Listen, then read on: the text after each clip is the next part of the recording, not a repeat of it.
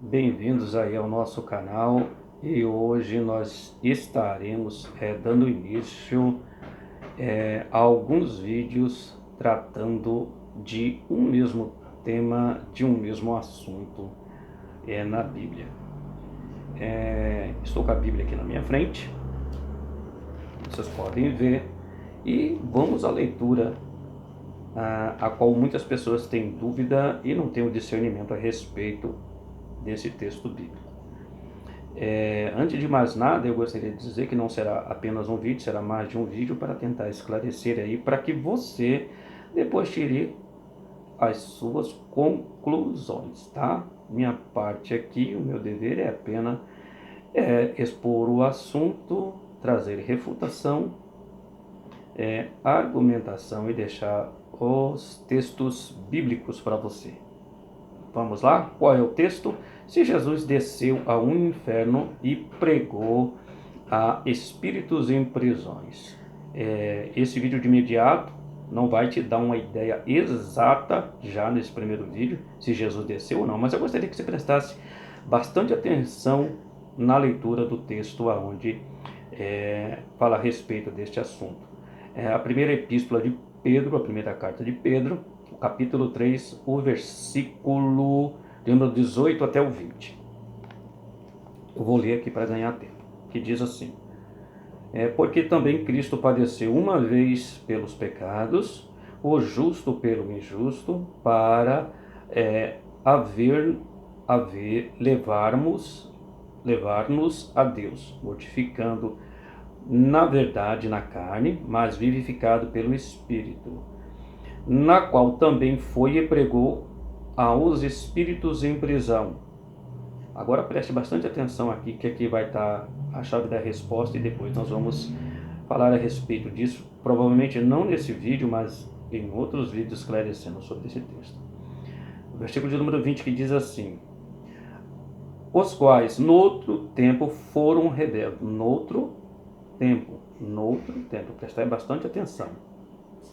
Foram rebeldes quando a longanimidade de Deus esperavas nos dias de Noé, enquanto se preparava a arca, na qual poucos, isto é, 8 almas, se salvaram pela água.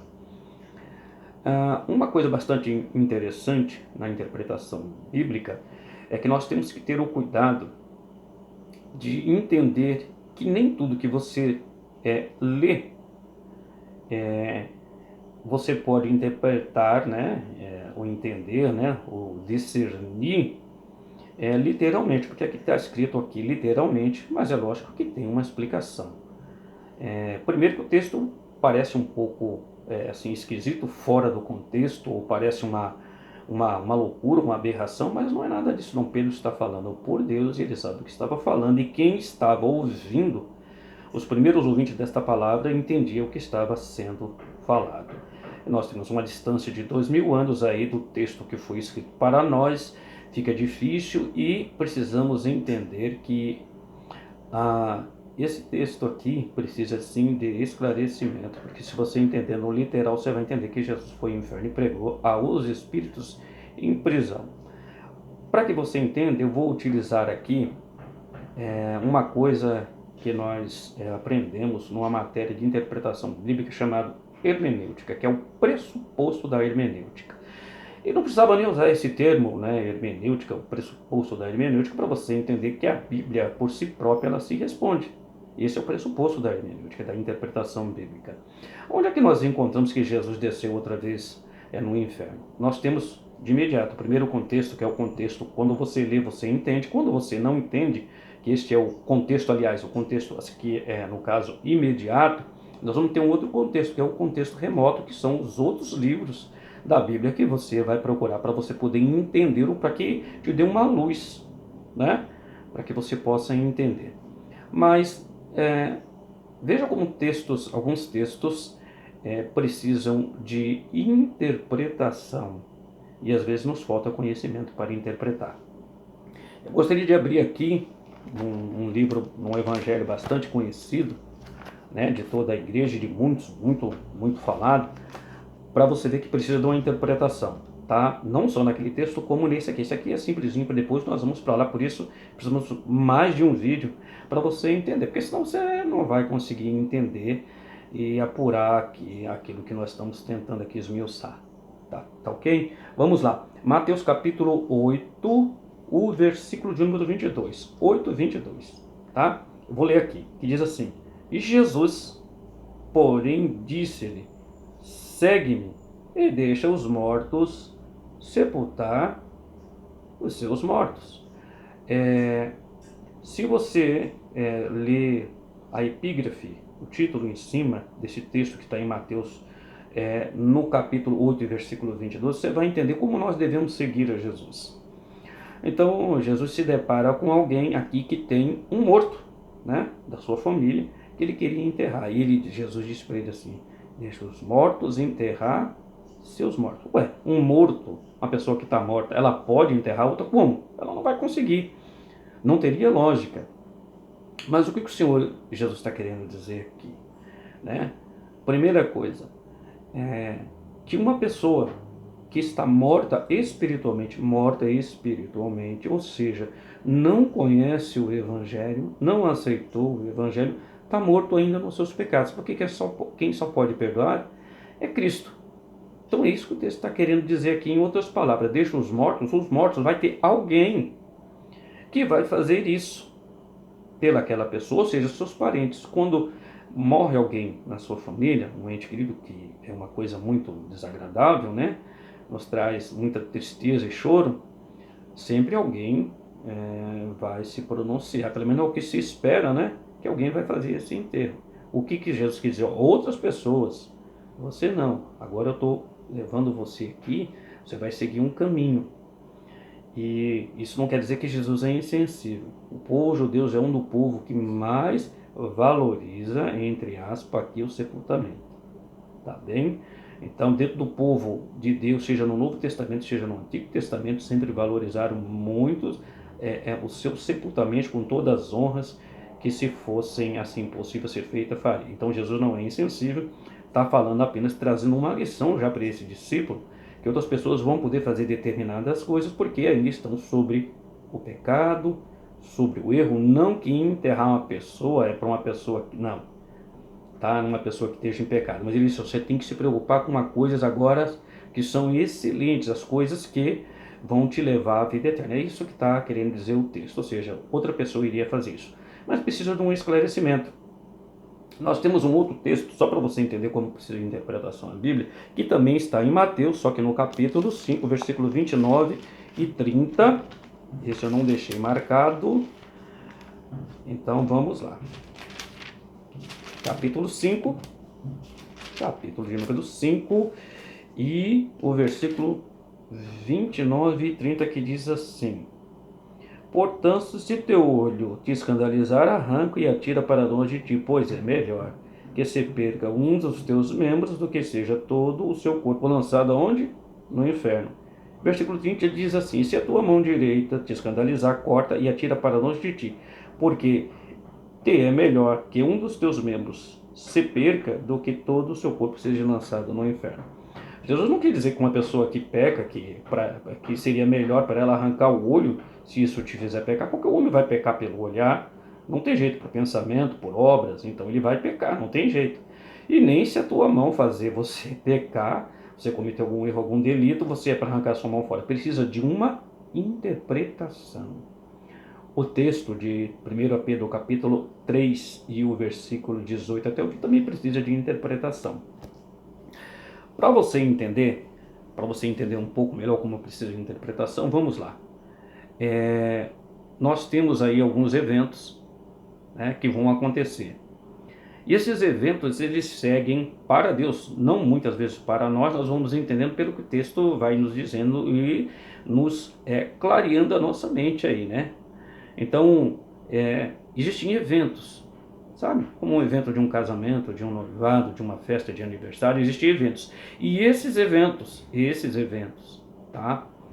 Eles têm para Deus, tá? Na vontade diretiva de Deus, esses eventos, eles não atrasam e nem se adianta. sempre acontece na hora certa, na hora que Deus assim que quer que aconteça, e é assim que acontece.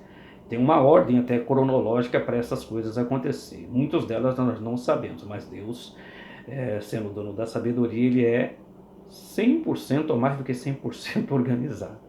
Tá bom? Então o que que acontece?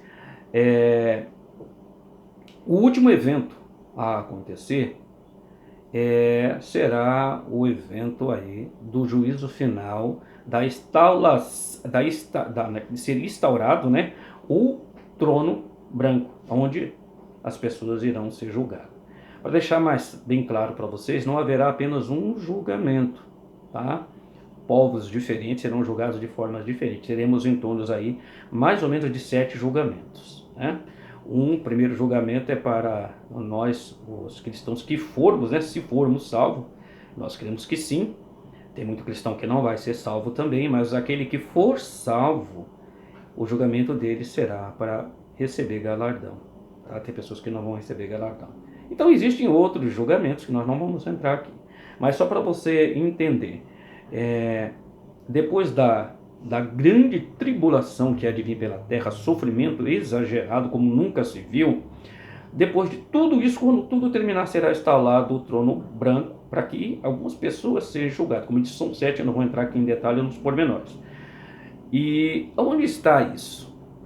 E por que eu estou falando disso? Porque veja só, se Jesus desceu ao inferno, já tinham pessoas condenadas. Como é que pode pessoas estar condenadas no inferno se ainda não aconteceu? Eu ainda não fui julgado e nem você foi julgado, e nós não aparecemos perante o tribunal de Cristo, se você for salvo, ou qualquer outra pessoa que um dia vai aparecer no outro tribunal, né, dentre os vários juízos que vai ter, as várias sentenças que vão ter, os vários julgamentos que vão ter. Como se eu não compareci ainda não aconteceu isso. Ou seja, Deus não passa à frente. Portanto, essa questão de que Jesus foi ao inferno, isso teria já pessoas condenadas, não houve julgamento ainda nenhum, de forma nenhuma, para nenhuma das pessoas, não houve julgamento. Nós estamos sendo julgados a cada dia, sim, claro, mas nós não fomos para o inferno, né? Ninguém ainda foi para o inferno, porque o inferno não foi inaugurado. Isso é uma coisa futura. Então ninguém mora no diabo, então Jesus não pode ter ido ao diabo. Jesus não pode ter ido ao inferno, corrigindo aqui, tá? Corrigindo aqui. Jesus não pode ter ido ao inferno.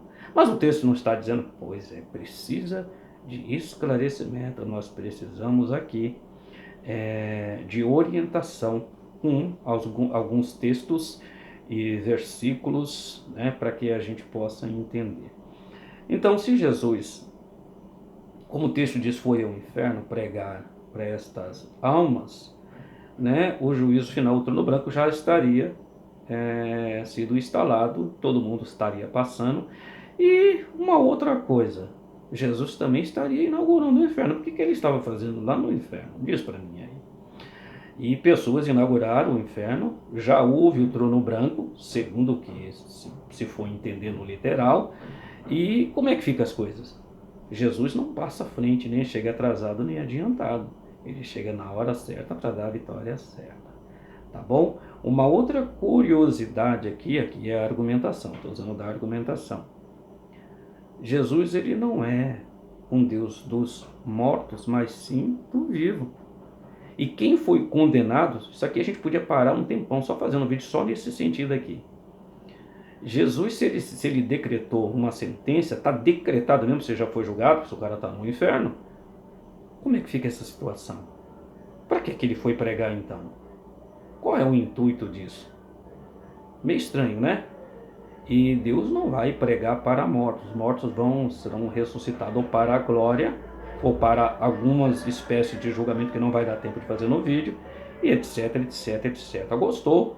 Não ficou claro ainda? Claro, teremos o próximo vídeo onde estaremos falando se Jesus desceu ao inferno, não, com mais refutação, argumentação e textos bíblicos, tá bom? Precisa sim de interpretação.